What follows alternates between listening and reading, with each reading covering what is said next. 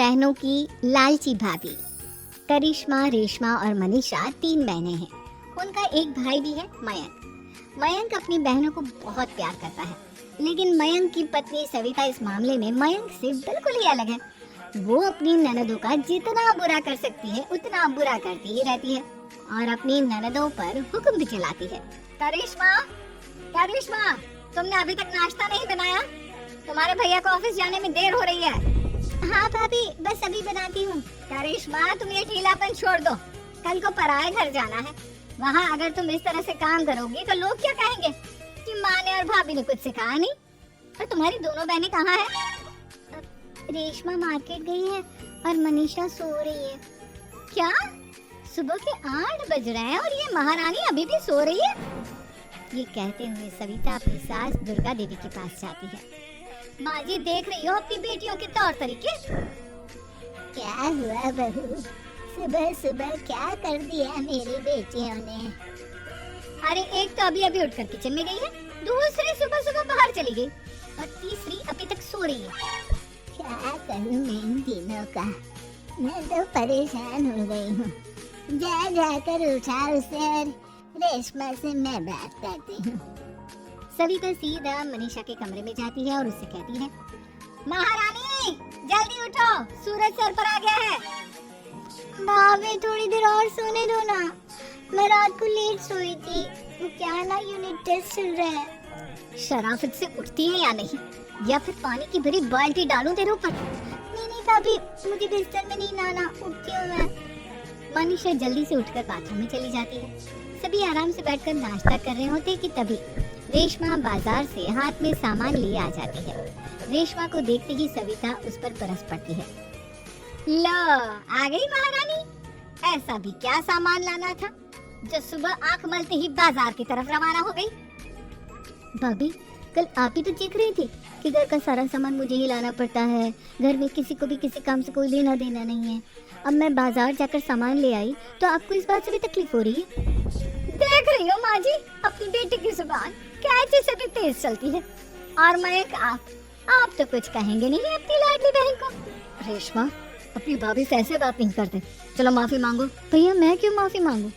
आप भाभी से बोलिए ना कि हम पर कम हुक्म चलाया करे। हम इस घर की बेटियां हैं और आपकी पत्नी की ननद है, नौकरानी नहीं। लो कर लो बात। इनकी भलाई के लिए कुछ भी बोलो तो इन्हें बुरा लग जाता है। इस घर में यही इज्जत है मेरी। देख लो माँ जी, आपकी बेटी किस लहजे में मुझसे बात कर रही है। सविता वहाँ से चली जाती है। मयंक को बहुत गुस्सा आता है, वो भी वहाँ से चला जाता है। फिर करिश्मा रेशमा को समझाती है, रेशमा, तुम्हें भाभी से माफी मांग लेनी चाहिए थी ना। लेकिन दीदी, मैंने कुछ किया ही नहीं, तो मैं माफी क्यों मांगू? हाँ करिश्मा दीदी, रेशमा दीदी जैसे ही घर में आई भाभी ही उन पर चिल्ला रही थी। हाँ, मैं मानती हूँ कि गलती भाभी की थी। मैं तो इसलिए बोल रही हूँ कि भाभी ने माँ को तो पूरी तरह अपने वश में कर लिया है। वो हमारी बात सुनती ही नहीं। मयंक भैया हमारे लिए हमेशा खड़े रहते हैं, इसलिए उनकी बात का मान तो तुम्हें रखना चाहिए था ना। कोई फायदा नहीं दीदी, कुछ दिनों की बात और है, भाभी उन्हें भी हमारे खिलाफ भड़का दी है। फिर वो भी माँ की तरह हमारी किसी बात का विश्वास नहीं करेंगे। इसी तरह सविता अपनी तीनों ननदों को किसी न किसी बात पर परेशान करती रहती थी। एक दिन मयंक अपनी तीनों बहनों के लिए गिफ्ट लाया। करिश्मा, ये तुम्हारे लिए हार का सेट। रेशमा, तुम्हारे लिए सुंदर सी ड्रेस। और मनीषा, तुम्हें किताबें पसंद है ना, तुम्हारे लिए किताबें लाया हूँ। थैंक यू भैया। थैंक यू भैया। थैंक यू भैया। करिश्मा, तुम्हारा नेकलेस कितना सुंदर है, ये भैया कहाँ से ले आए होंगे? मैंने भैया को 3 दिन पहले फोन पर ये डिजाइन दिखाया था और आज भैया ये ले आए। सविता तो अपनी ननदों की गिफ्ट्स देखकर जल गई और करिश्मा का नेकलेस तो उसे भी बहुत पसंद आया था। अपनी बहनों के लिए कितना अच्छा नेकलेस लेकर आए हैं, मुझे कभी कोई गिफ्ट नहीं दिया। मैं आज ही ये हार चुरा लूंगी। रात में सविता करिश्मा का हार चुरा लेती है और इसी तरह उसे अपनी ननदों की जो भी चीज अच्छी लगती वो उसे मांगती नहीं, बल्कि रात के अंधेरे में चुरा लेती। इसी तरह दिन बीतते गए और सविता ने मयंक के दिल में भी उसकी बहनों के लिए नफरत पैदा कर दी। एक दिन मयंक ने करिश्मा और रेशमा के लिए रिश्ता देखा और ये बात उसने घर में सबको बताई। माँ, करिश्मा और रेशमा के लिए बहुत अच्छा रिश्ता आया है, वो लोग कल इन्हें देखने आ रहे हैं। आप और सविता मिलकर सारी तैयारी कर लेना।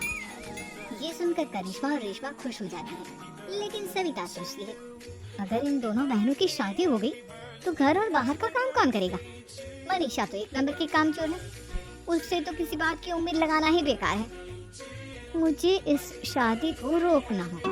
अगले दिन सभी लड़के वालों के स्वागत की तैयारी करने में लगे होते हैं। तभी मयंक अपनी बहनों से आकर कहता है, तैयार हो गए तुम दोनों? देखो दोनों लड़के बहुत अच्छे हैं, मैं कोई कसर नहीं छोड़ना चाहता, इसलिए तुम उनके सामने अच्छे से बिहेव करना और अपनी भाभी से लड़ने मत लग जाना।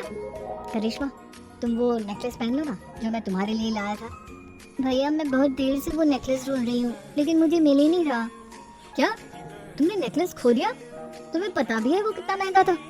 तुम कोई काम ढंग से नहीं कर सकती। मयंक गुस्से में वहाँ से चला जाता है।